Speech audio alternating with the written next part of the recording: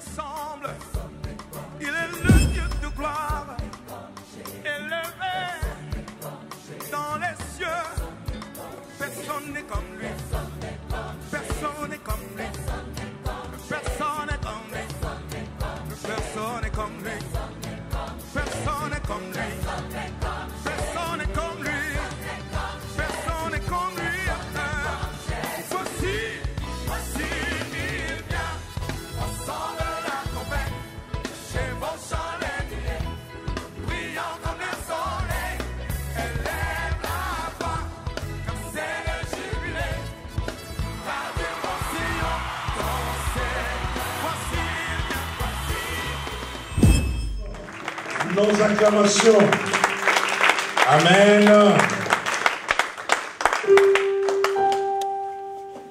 Prenons place. Nous bénissons le Seigneur pour ce temps qu'il nous a encore donné. Nous allons ouvrir un nouveau chapitre après que nous avons parlé des hôtels, des forteresses. Dans ce chapitre, nous parlerons du destin de Satan. Les desseins de Satan. Je parle des desseins comme plan. Les desseins de Satan.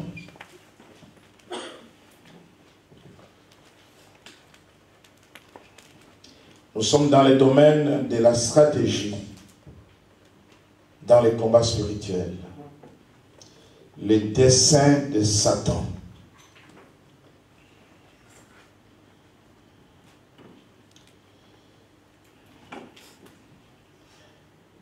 Nous savons qu'il est écrit dans la parole de Dieu que Dieu a formé pour nous des desseins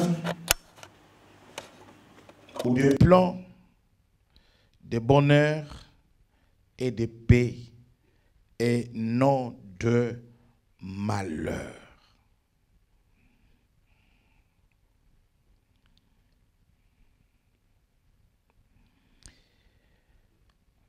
Ce que tout enfant de Dieu doit comprendre lorsque nous parlons des desseins de Satan ou des projets de Satan ou de plans de Satan, c'est qu'à l'opposé des plans de bonheur et de paix que Dieu a formés pour nous, Satan, de son côté, et à son tour, a aussi formé des plans.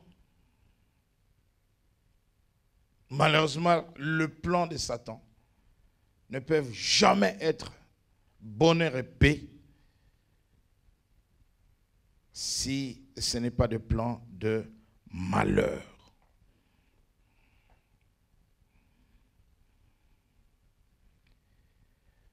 Si nous avons la révélation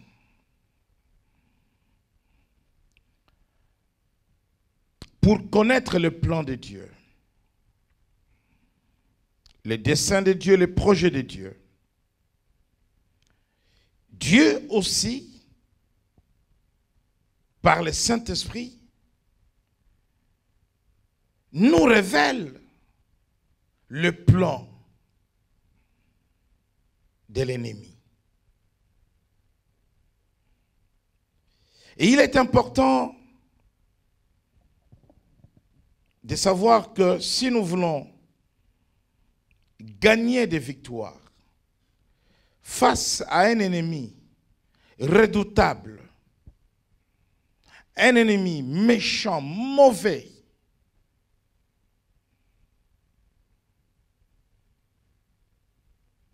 nous devons avoir la révélation pour connaître ses plans. Nous lisons dans 2 Corinthiens chapitre 2, nous lisons le verset 11. Ce verset sera la base de tout l'enseignement qui concerne le dessein de Satan, ou le plan de Satan, ou le projet de Satan. 2 Corinthiens chapitre 2, verset 11. Alléluia. Alléluia. Vous avez l'air fatigué. Je comprends. Je vais seulement introduire ces chapitres et je vous laisserai partir, vous reposer pour que vous soyez en forme le vendredi. Afin de ne pas laisser à Satan l'avantage sur nous, car nous n'ignorons pas ses desseins. Donc, pour ne pas laisser à Satan l'avantage sur nous, ceci voudrait dire que nous sommes engagés dans une bataille avec Satan.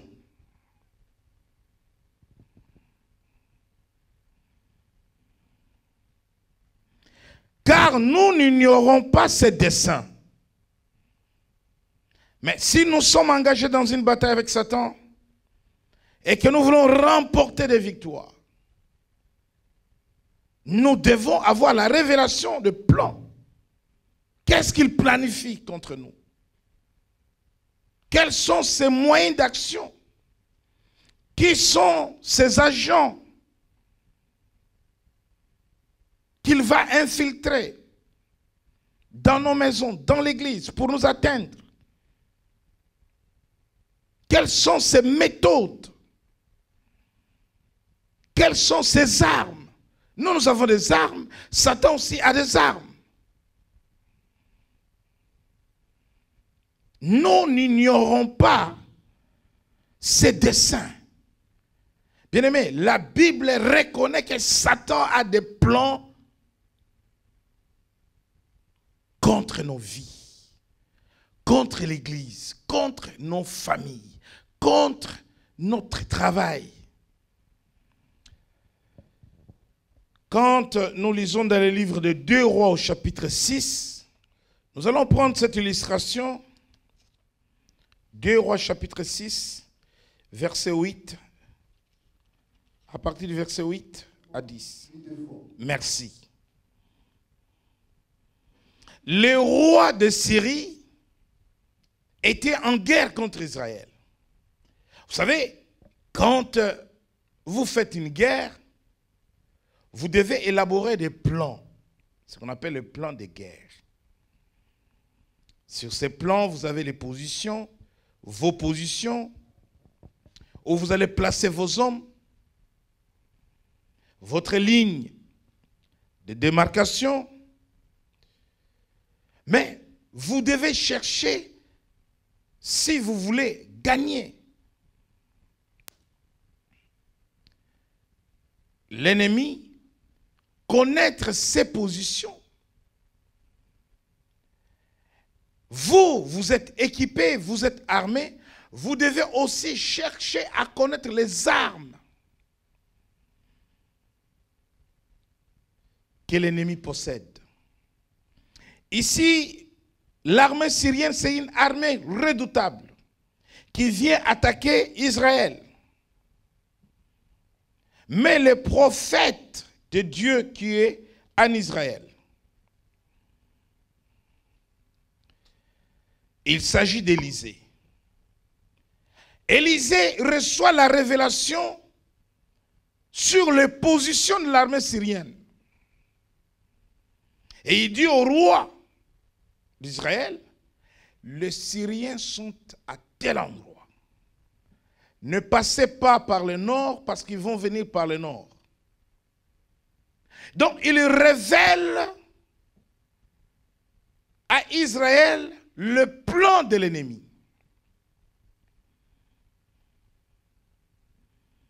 Et c'est en fonction de la connaissance et des positions de plan de l'ennemi que Israël va contourner les obstacles. Et la Bible vient nous dire, pas une fois, pas deux fois. à chaque fois que le prophète disait au roi, voici les positions de l'armée syrienne, le roi envoyait ses hommes sur le terrain et les choses se passaient ainsi. Donc le fait d'avoir la connaissance du plan, du projet de l'ennemi, vous donnera l'avantage sur l'ennemi.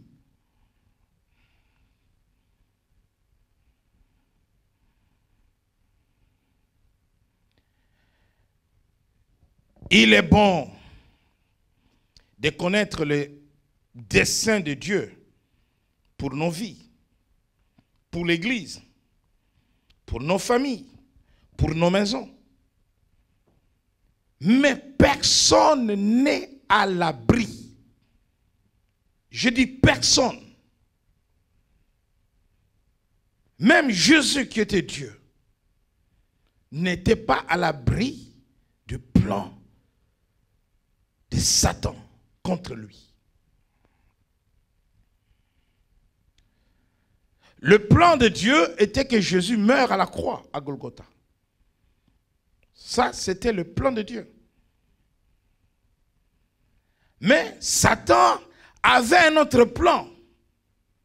Donner la mort à Jésus avant qu'il arrive à la croix. Qu'il ne meure pas à la croix. Parce que Satan savait que la croix était le lieu du rendez-vous que Dieu lui avait donné dans Genèse. Il t'écrasera la tête. Tu lui blesseras les talons. Je mettrai l'inimitié entre toi et la postérité de la femme. C'était les rendez-vous de Golgotha. Et Satan connaissait le plan de Dieu. Et connaissant le plan de Dieu, lui, il élaborait d'autres plans pour tuer Jésus. Alors qu'à Golgotha, Jésus n'a pas été tué, il s'est donné lui-même, il s'est livré. Voilà pourquoi, pendant que Dieu avait un plan pour l'humanité, un plan merveilleux du salut, Satan avait aussi des plans. Dans Matthieu chapitre 2, Matthieu chapitre 2, verset 13. Matthieu chapitre 2, verset 13. Alléluia. Hérode cherchera le petit enfant pour le faire mourir. Dieu a envoyé son Fils unique pour sauver l'humanité. Et le salut devrait passer par la croix. Mais Jésus vient de naître. Le plan de Satan, c'est de lui donner la mort. Et Dieu, qui a la révélation, qui sonde l'esprit de toute créature, voit le dessein de Satan de donner la mort à Jésus. Si Dieu n'avait pas vu le plan de Satan, il ne pouvait pas faire fuir Jésus en Égypte. Il ne pouvait pas sauver Jésus autrement. Si ce n'est pas par la fuite. Bien-aimé dans le Seigneur, tu n'auras pas de victoire telle que tu voudras les avoir si tu ignores les desseins de Satan dans ta vie. Si tu ignores le plan de Satan dans ta vie, si l'Église ignore le plan de Satan, si la famille ignore le plan de Satan, c'est là où à chaque fois que tu vas être surpris. C'est là où à chaque fois que tu seras étonné. Mais quand tu connais le plan, parce qu'il a des plans, je vais dans ce chapitre, alors que nous allons approfondir les choses, que chacun sache que Dieu a de projets pour lui. Et que tu saches aussi que Satan aussi te connaît. Que tu saches aussi que Satan s'occupe de toi.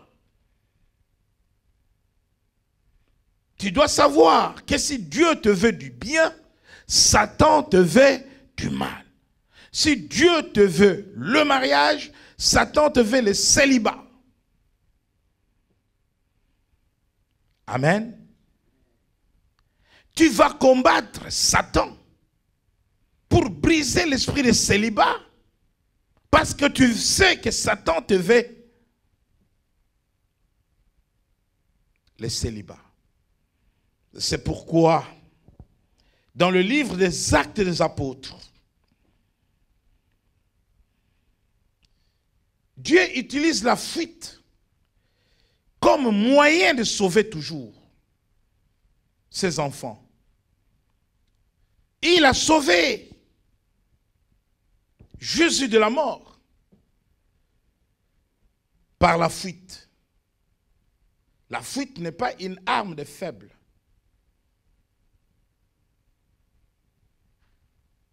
Dieu peut me faire fuir de la France vers l'Amérique pour me sauver. Me sauver de la mort. Alléluia. Dans Actes des Apôtres,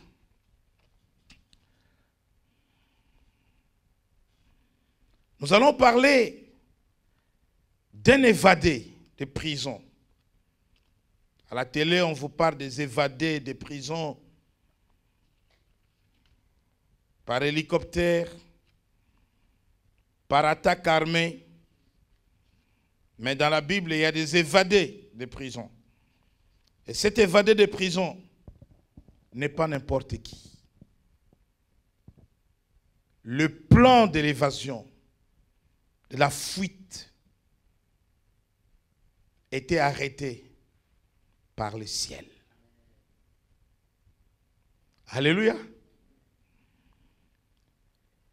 Et dans Actes des Apôtres, chapitre 12, et du verset 1 au verset 4, nous lisons. Pourquoi Hérode, après avoir fait tuer Jacques par l'épée, il fait arrêter Pierre, il le jette en prison. Et dans cette prison, Pierre est surveillé par des hommes armés, hyper armés. Il est enchaîné, il ne peut pas bouger. Mais quand nous lisons la suite de l'histoire, Dieu envoie son ange. La lumière, je vous ai parlé de la lumière ici, dans Genèse. La lumière qui avait brillé, et dans la prison se trouvait Pierre, n'est pas le soleil, mais la gloire de Dieu. Il a suffi que cette lumière brille dans la prison, les chaînes tombèrent des mains de Pierre. Et l'ange lui dit, suis-moi. Et ils arrivent devant la première porte. Elle s'ouvre elle-même, sans qu'on la touche. Deuxième sortie, Pierre se retrouve dehors. Le problème, c'est quoi? Le problème, c'est que Dieu a eu la révélation du plan de Satan que devrait exécuter son instrument, le roi Hérode. Son instrument. J'étais en train de prier pour un pays la semaine dernière et Dieu m'a révélé que toutes les décisions qui étaient prises dans ce pays étaient prises par Lucifer en personne.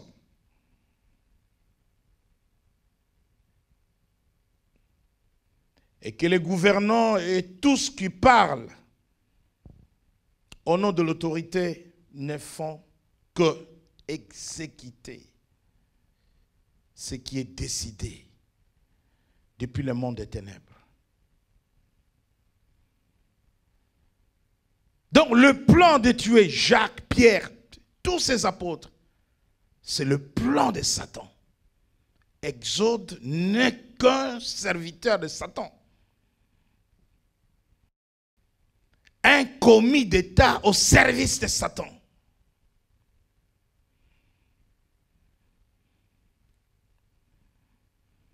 Il y a beaucoup de mal que les hommes d'État, le roi, les présidents, ceux qui dirigent le peuple, font au peuple. Mais ils ne sont que des instruments au service de Satan, serviteurs de Satan. Le plan de génocide, de tueries, de maltraitance, de décimer des populations. Ce sont des plans qui sont élaborés par Satan. Dieu, ayant connaissance du plan de Satan, de donner la mort à Pierre, son serviteur. Et Dieu fait un contre-plan d'évasion pour faire fuir Pierre de la prison et faire échouer le plan de Satan. Bien-aimé, tu dois chercher pendant ces 40 jours de jeûne et de prières qui commencent le 21 novembre, par le Saint-Esprit, la révélation qui t'amène à connaître les desseins de Satan. Paul dit, afin de ne pas laisser à Satan l'avantage sur nous, car nous n'ignorons pas ses desseins. Quand tu ignores les desseins de Satan, il prend l'avantage sur toi. Amen. Et dans Luc au chapitre 22, verset 31, 32, Luc 22,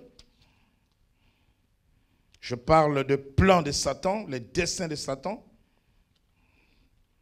Luc 22, 31, 32.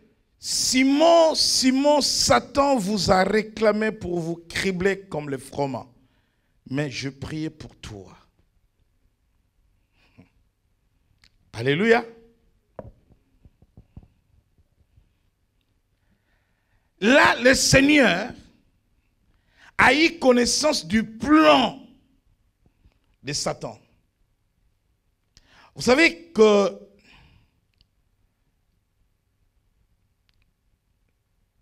ces paroles interviennent à la suite de la retraite que le Seigneur est allé faire avec 3 de ses disciples avant de prendre le chemin de Golgotha.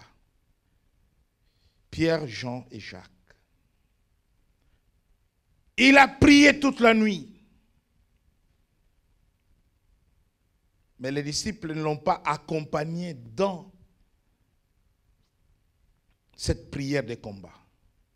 Vous savez que Jésus revient, il dormait, réveillez-vous de votre sommeil, priez. Il revient, réveillez-vous. Et il aura la révélation du plan de Satan. Il les a réclamés, bien-aimés dans le Seigneur.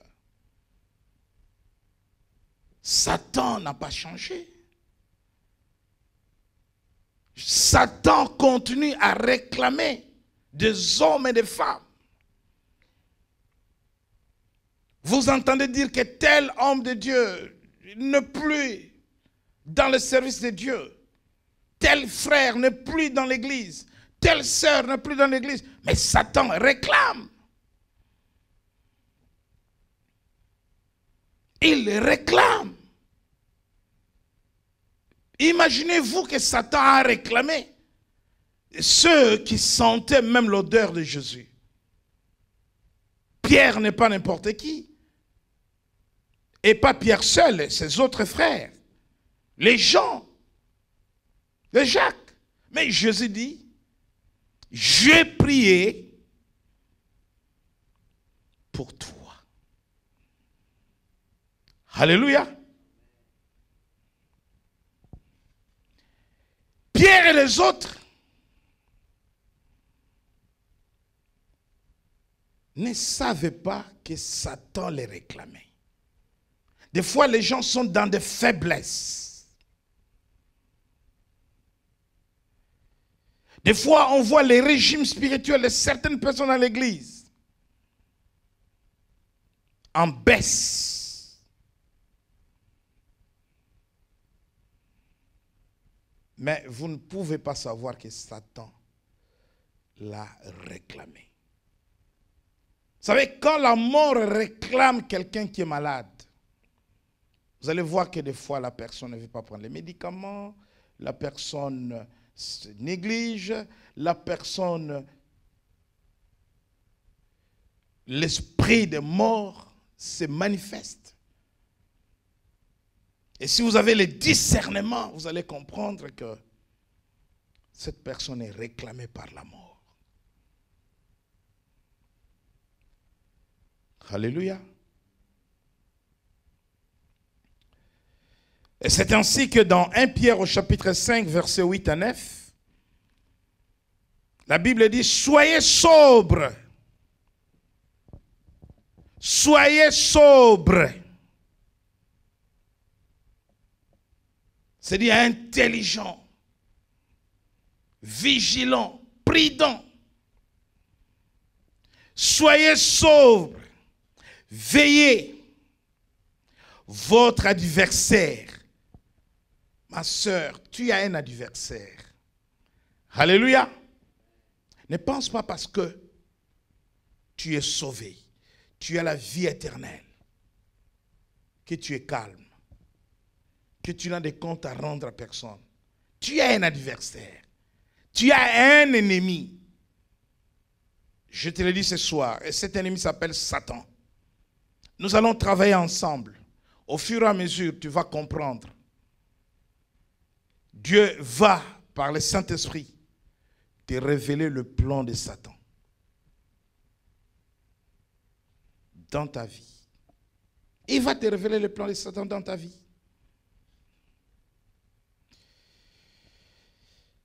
Votre adversaire, le diable, rôde comme un lion rougissant, cherchant qui il dévorera. Résistez-lui avec une foi ferme. Amen. Soyez des résistants. Il rôde. Il cherche une porte. Il cherche une occasion.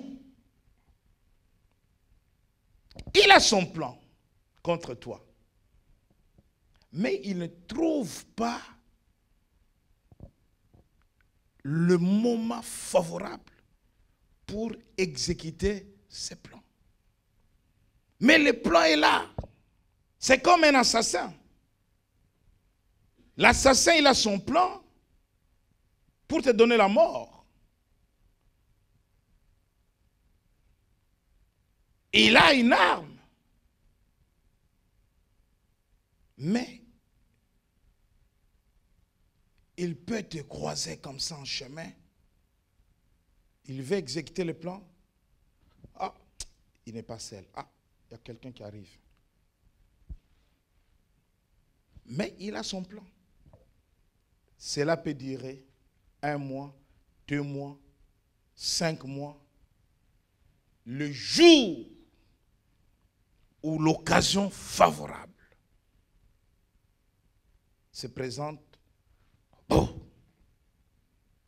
Mais cela peut être un plan de 2 ans, de 5 ans. La Bible dit, votre adversaire le diable rôde comme un lion rougissant, cherchant qu'il dévorera. Nous verrons dans le cadre de l'étude de ces chapitres qui concernent le dessein de Satan, le projet de Satan, comment renverser le dessein de Satan. Nous allons apprendre cela. Parce que Quelle méthode Dieu a utilisée quand il a eu connaissance du plan de Satan qui voulait faire tuer via son serviteur Hérode, Jésus? Joseph prend l'enfant et sa mère, allez vous cacher en Égypte jusqu'à nouvel ordre. Tant que je ne vous demande pas de rentrer, restez là. Parce que Satan a un plan pour tuer cet enfant. Quand Dieu a eu connaissance du plan de Satan via Hérode, parce que si Pierre ne s'était pas évadé cette nuit-là, le lendemain il devrait passer devant le juge et condamné à mort d'être exécuté. Et Dieu a eu connaissance de ce plan-là. Alléluia. Quand tu vas avoir connaissance du plan de l'ennemi et dans ta vie, tu sauras comment renverser ce plan et comment les surprendre de manière à ce que tu marches de victoire en victoire. Quand on n'a pas connaissance, quand on n'a pas la révélation des desseins de Satan, les combats deviennent rudes, trop difficiles et pénibles. Mais quand tu as connaissance du plan, de la stratégie de l'ennemi, ses positions, ses moyens d'action, non. Tu sais comment déjouer, comment contourner l'obstacle. Voilà une matière très intéressante. Allez méditer Jean 10, 10. Et là, c'est un deuxième texte de base que nous allons utiliser dans le cadre de cet enseignement. Dans Jean 10, 10, le voleur ne vient que pour dérober, égorger et détruire. Un plan global de Satan. Un plan global en 3 mots ou verbes: dérober, égorger, détruire. Le voleur, c'est qui? C'est Satan. Pourquoi on l'appelle voleur? Le voleur, il vient toujours surprendre. Qu'est-ce que tu vas faire pour ne pas exposer ta maison au voleur? Tu vas fermer les portes de la maison avant d'aller au lit. Tu ne laisses pas la porte de la maison ouverte. En Afrique, toutes les maisons sont dans des enclos bien barricadés, murs, 2,50 m. Alléluia.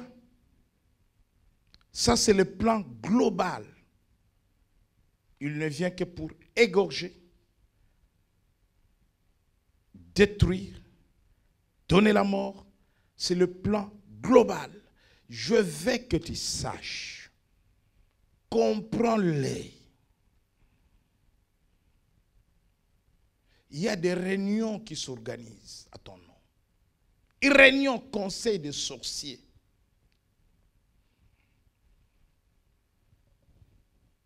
À l'ordre du jour, telle maison. À l'ordre du jour, tel couple. À l'ordre du jour, telle église.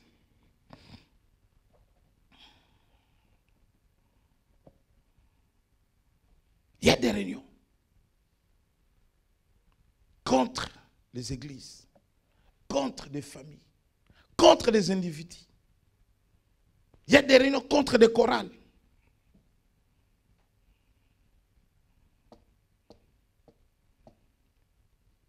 Nous n'ignorons pas, Paul dit, ses desseins, ses plans, ses projets. Et si nous ignorons ses projets contre nous, contre l'Église, il prend l'avantage. Mais, hélas, nous ne lui laisserons pas prendre l'avantage. La Bible dit, quand le main de Moïse était levé, Israël était plus fort qu'Amalek. Et quand Moïse sentait ses mains lourdes, le temps seulement qu'il baissait ses mains, Amalek prenait l'avantage sur Israël. Que le Seigneur vous bénisse. Nous allons travailler pendant les jours à venir sur le dessein de Satan. Je prierai pour toi pour que le Saint-Esprit te révèle le plan de l'ennemi pour ta vie. Et tu combattras l'ennemi en fonction de ses plans. Amen.